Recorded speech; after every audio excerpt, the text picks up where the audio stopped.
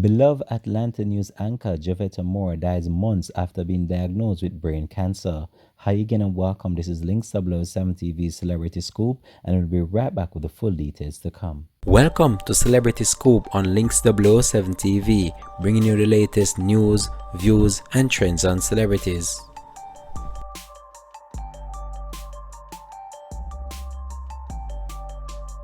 Welcome back and thanks for joining us. This is Links 007 TV Celebrity to the Scoop.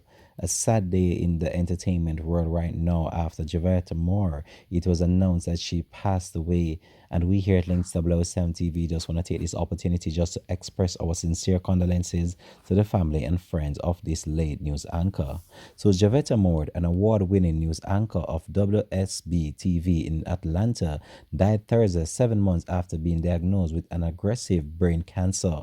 Moore, who was aged 53 years old, worked with WSB TV since 1998. Prior to her joining the station, she worked at WMC TV in Memphis, among others.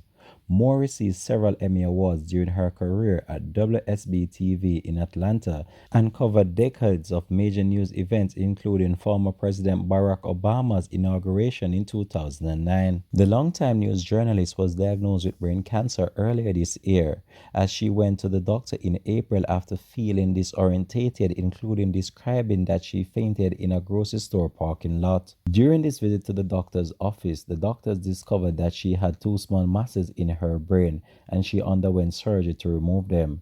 Treatment can slow the brain cancer's progression. However, in this case, the cancer was too far in progression and sometimes not often possible to treat.